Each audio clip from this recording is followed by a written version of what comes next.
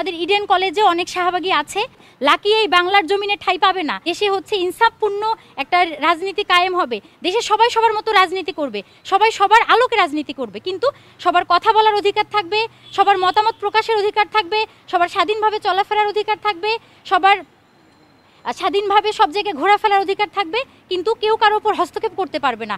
সবাই সবার বিষয়ে মতামতও প্রকাশ করতে পারবে, কিন্তু সেই মতামতটা এমনভাবে হবে না যে আমি তার উপর চড়াও করেছি। আপনারা জানেন বিভিন্ন দল বিভিন্নের উপর আগ্রাসনী মনোভাব প্রকাশ করছে, এটাও কিন্তু স্বাধীনতার একটা অবক্ষয় বলা যায়। তাই আমরা বলতে চাচ্ছি যে শাহবাগীরা তারা নতুন নতুন যে বিষয়গুলো আসছে, যে লাকির বিষয়টা সামনে এসেছে, এটা আজকে 2013 নয়, 2025 সালে আমরা দাঁড়িয়ে বলতে চাই লাকি এই বাংলার জমিনে ঠাঁই পাবে না। তিনি কখনোই বাংলার এই জমিনে তার যে নীতি তিনি প্রতিষ্ঠা করতে পারবে না। আমরা সাধারণ জনগণ, আমরা ইডেনের সাধারণ শিক্ষার্থী কখনোই এইটা প্রতিষ্ঠা হতে দিব না। বিশেষ করে আমাদের ইডেন কলেজে অনেক শাহবাগী আছে, আমরা আপনারা জানেন বিভিন্ন জায়গায় তাদেরকে অনেক সময় দেখা যায়, আমরা তাদেরকে হুঁশিয়ারি করছি, তাদেরকেও সংকেত দিচ্ছি, তারা যদি তাদের এই কর্মকাণ্ড না কমায়, তারা যদি তাদের এই কর্মকাণ্ড দমিয়ে না ফেলে, তাহলে আমরা পরবর্তীতে আরও তীব্র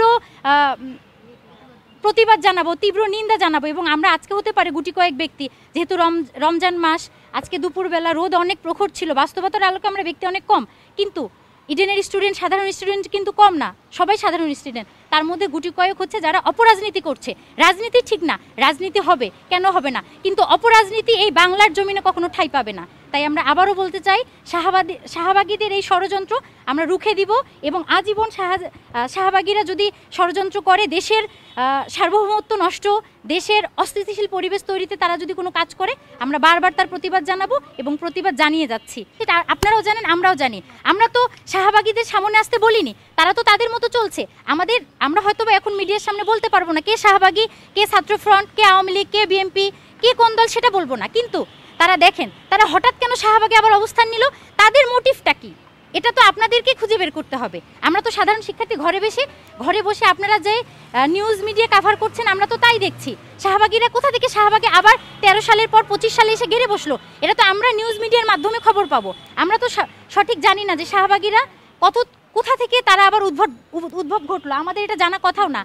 এটা আপনাদের সঠিক মিডিয়ার সঠিক নিউজের মাধ্যমে আমরা এই খবরটা জানতে চাচ্ছি। তারা আসলে তাদের উদ্দেশ্য কি, তারা আবার কেন জেগে বসলো, তারা কি চাচ্ছে? তারা কি চাচ্ছে না দেশের এই স্বাধীন সার্বভৌম যে আমরা আবার 24-এ এসে যে গণ আন্দোলনের মাধ্যমে, জুলাই বিপ্লবের মাধ্যমে আমরা দেশে যে একটা শান্তি শৃঙ্খলা ফিরিয়ে আনতে চাচ্ছি, সবার সাম্য অধিকার, ন্যায্য অধিকার ফিরিয়ে আনতে চাচ্ছি, তারা কি সেটা চাচ্ছে না? তাহলে তারা যদি চায়, তাহলে তাদের এই ষড়যন্ত্র তাদেরকে বন্ধ করতে হবে।